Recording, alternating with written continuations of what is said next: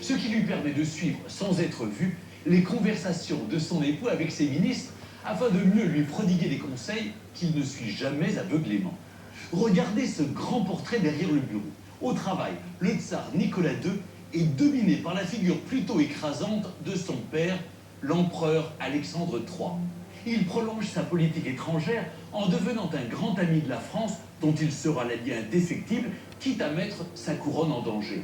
Au fond, Nicolas II n'a qu'une ambition, s'inscrire dans les pas d'Alexandre III afin de transmettre intact à son fils l'héritage de l'autocratie. La tâche n'est pas facile, car sous son règne, la Russie connaît, vous allez le voir, des bouleversements profonds. À peine couronné, Nicolas II rend visite à sa principale alliée, la France, qui le fête par 101 coups de canon. Sous le règne de son père Alexandre III, l'Empire russe a contracté une alliance inattendue avec la République, qui rêve d'une revanche contre l'Allemagne. À son arrivée à Cherbourg, le tsar est accueilli par le président Félix Faure avant de rejoindre la capitale. Ils sont arrivés à Paris le 6 octobre au matin à la gare de Ranelagh, qui a été spécialement construite pour occasion. Il y avait vraiment, sans exagérer, des millions de gens qui sont descendus dans la rue. Avec des drapeaux aux armes et aux couleurs de la France et de la Russie. On n'a jamais vu une liesse aussi importante de la part de la population française. Et il faut même se dire qu'il y a des gens qui sont venus de province exprès pour l'événement. Les enfants n'allaient pas à l'école, alors toute la France s'est arrêtée pour accueillir l'ami de la France. C'est un succès considérable auquel le tsar est peu habitué. En Russie, quand il se déplace, les choses sont encadrées, contrôlées. Paris est réputé être une ville où il y a beaucoup d'agitation sociale, où c'est une république. Quand il descend les Champs-Élysées à son arrivée le premier jour, on le trouve très pâle. Les Parisiens, avec un malin plaisir, criaient « Vive l'empereur », ce qui était interdit à l'époque.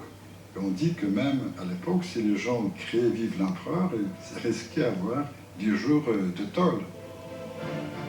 Nicolas et Alexandra, qui sont venus avec leur fille Olga, s'installent dans leur ambassade, rue de Grenelle, un des plus beaux hôtels particuliers de Paris.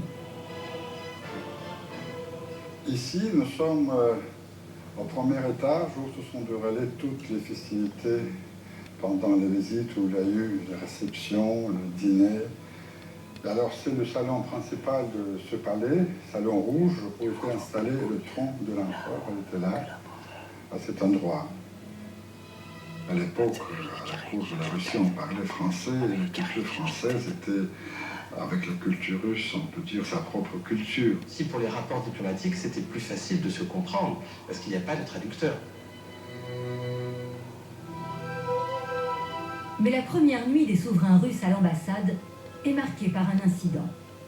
La tsarine est très oppressée et en fait elle a peur d'un attentat. Dès le début, il fait une parallèle avec Marie-Antoinette. Elle est tentée par ça. C'est pour ça qu'elle détestait la France, parce que les Français révolutionnaires avaient fait à Louis XVI et Marie-Antoinette. Elle a l'impression d'entendre des bruits, que quelqu'un a pénétré dans son appartement et elle fait prévenir la police. Il s'avère que rien ne s'est passé, mais cela montre ce climat, sans doute un peu de paranoïa qui entoure le tsar et la tsarine. Malgré un programme très chargé, visite au Louvre, à l'Opéra ou à l'Élysée, Nicolas II trouve le temps de se rendre rue d'Arru, dans la principale église russe de Paris, fondée sous le patronage de son grand-père. Le cortège impérial entre dans l'église, ils arrivent devant la porte royale, le prêtre donc, se tourne vers l'autel, le diacre entonne donc une prière à la gloire de Nicolas Alexandrovitch, tsar de toutes les Russies. À la fin de la cérémonie, donc, le prêtre salue le chœur, se tourne vers les icônes souvenir de l'attentat de 1967, puisque son grand-père Alexandre II, en visitant Paris avec Napoléon III, avait fait l'objet d'un attentat dans le bois de Boulogne, et une des icônes ayant été déposée par le tsar Alexandre II lui-même. Dans l'enthousiasme général, le tsar se recueille devant le tombeau de Napoléon, aux Invalides, mais aussi au Panthéon, sur la tombe du président assassiné Sadi Carnot, père de l'Alliance franco-russe. À l'Académie française, il assiste à une séance du dictionnaire. Puis il se rend à Sèvres, visiter la manufacture de porcelaine très apprécié à la cour impériale. Pour la réception des souverains russes qu'on attendait en tout début d'après-midi, tout était fait pour qu'ils se sentent bien et on avait orné les salles de fleurs. Les empereurs russes sont passés très rapidement dans chaque pièce.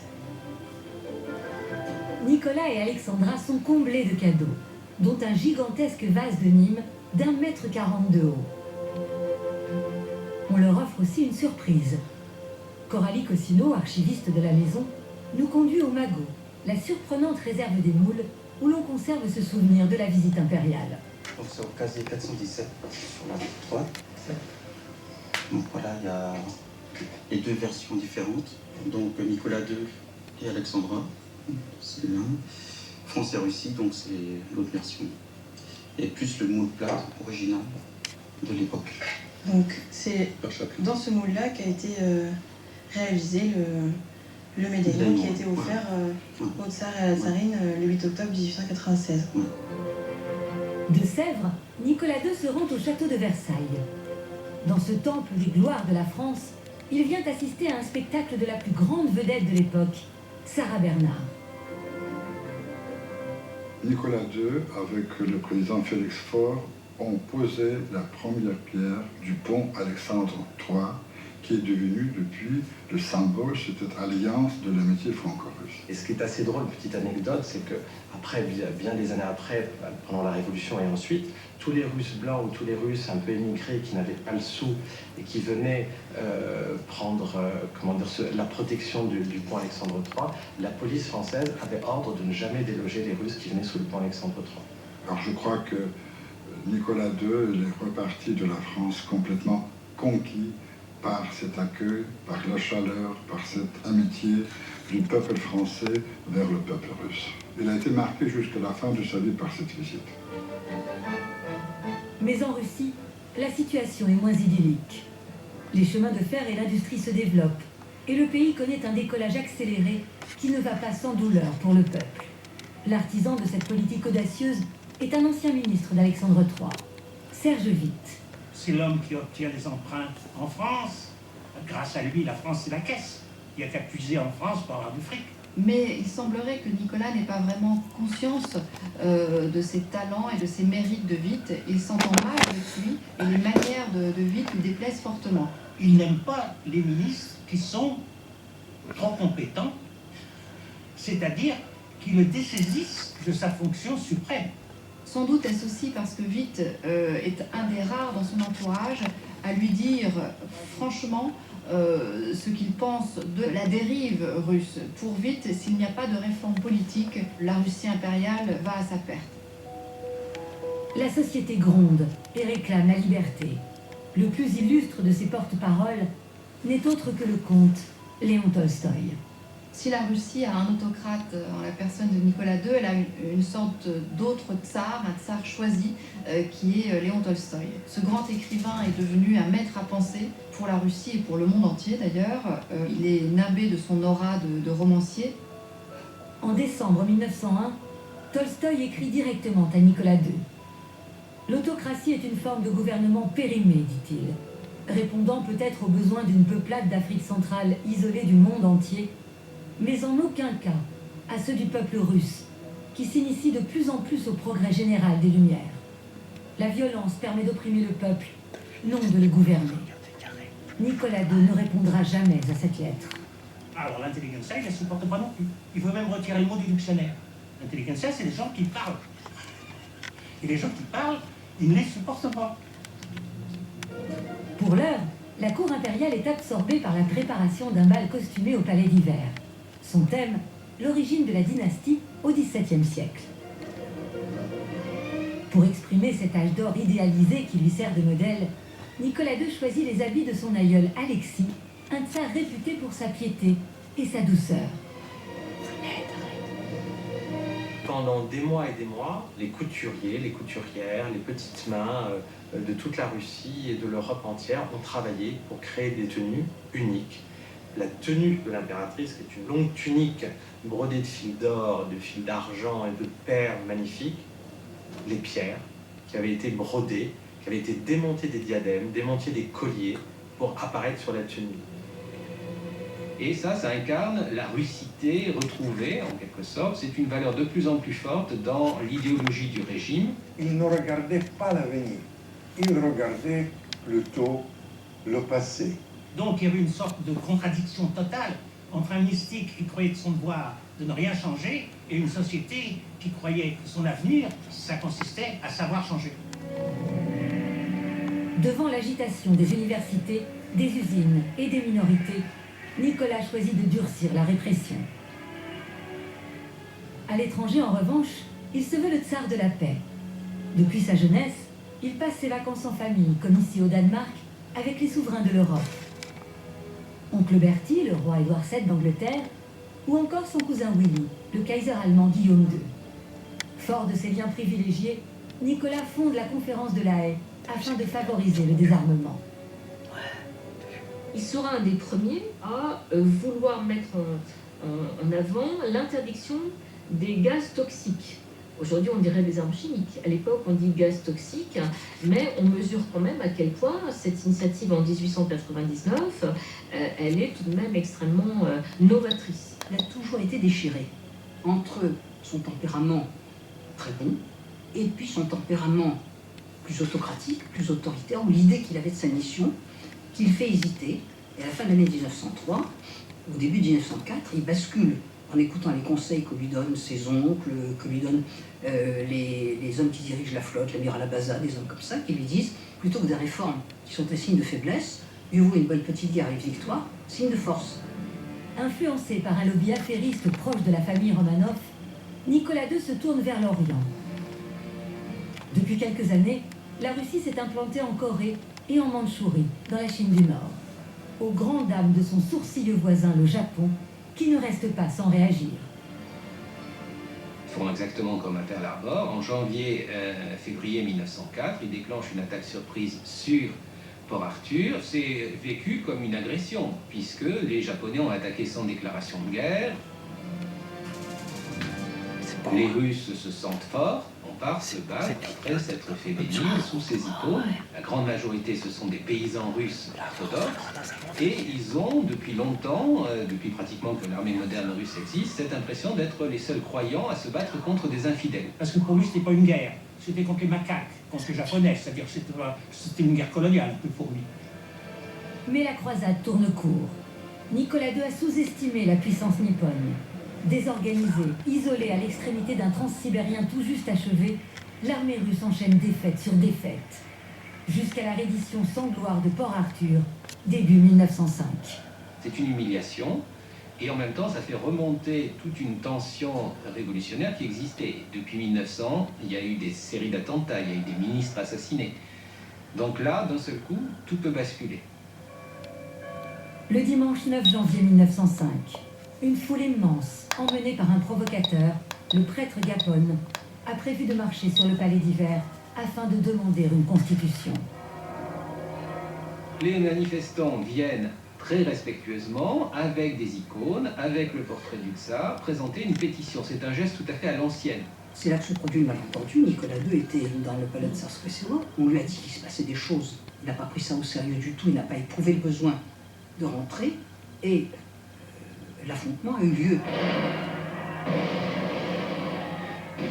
Le corps de troupes qui est devant le palais tire sur les manifestants et en fusille un grand nombre. Et là, c'est l'incompréhension totale. Le tsar a fait tirer sur les icônes.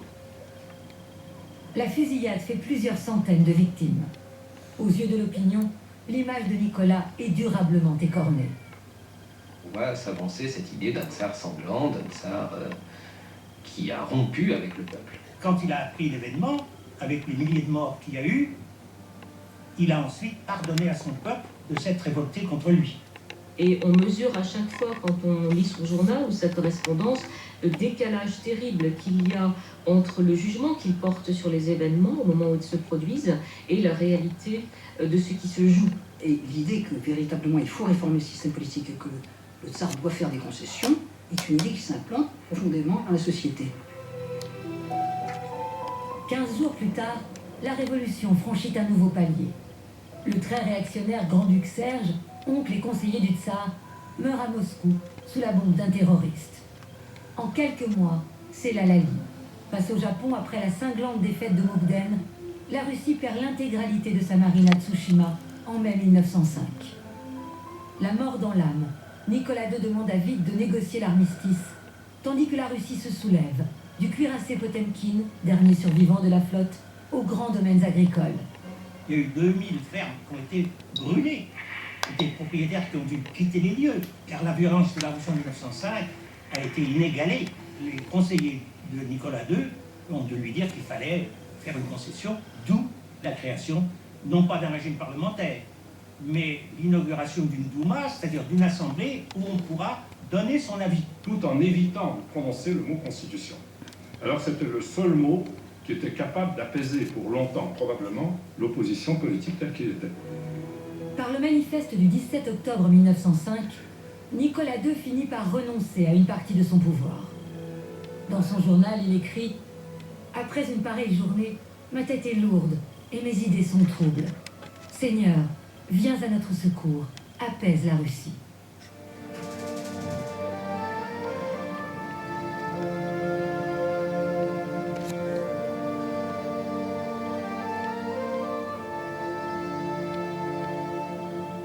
Sous Nicolas II, une famille de l'aristocratie se distingue de toutes les autres.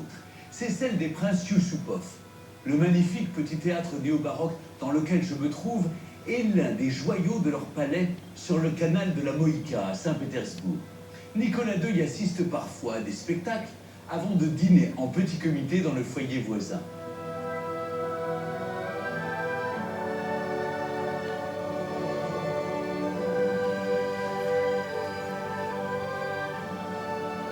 Selon la légende, les Yusupov seraient issus d'un prince tataro-mongol du nom de Youssouf, émir de la Horde d'Or, et leur arbre généalogique remonterait plus haut que celui des Romanov. Convertis à l'orthodoxie au XVIIe siècle, ils passent au service des tsars et accumulent d'immenses trésors conservés dans ce palais qui font d'eux l'une des toutes premières fortunes de Russie.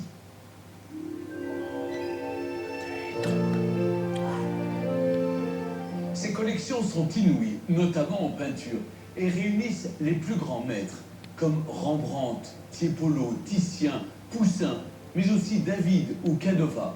Lors de la révolution bolchevique, les chefs-d'œuvre ont été confisqués. Aujourd'hui, ils n'ornent plus ces murs, mais enrichissent les plus grands musées de Russie, voire même de l'étranger, parce que Lénine avait parfois besoin de devises. Sous Nicolas II, l'héritier du nom est le prince Félix Yusupov. Ce jeune homme raffiné a épousé l'une des plus belles femmes de Russie, la grande duchesse Irina Alexandrovna, ce qui fait de lui un cousin par alliance du tsar Nicolas II. Autant dire que le prince Félix est très sensibilisé à tout ce qui concerne la famille impériale. Or, depuis quelques années, Nicolas et Alexandra se sont entichés d'un curieux personnage du nom de Grigory Raspoutine. Pour de nombreux Russes, Raspoutine est celui qui conduit le tsar à sa perte. Mais comment a-t-on pu admettre ce moine crasseux et libidineux, pour tout dire sulfureux, dans le sein des saints de la famille impériale? Si Dieu nous a fait comme nous sommes, avec nos appétits et nos faiblesses, ce n'est pas un hasard. Se repentir, mes frères, c'est redevenir un petit enfant dans les bras du Seigneur. Voilà. Grégoire Novir, surnommé Rasputin, le débauché en russe ou le détrousseur de filles, est né Moujik,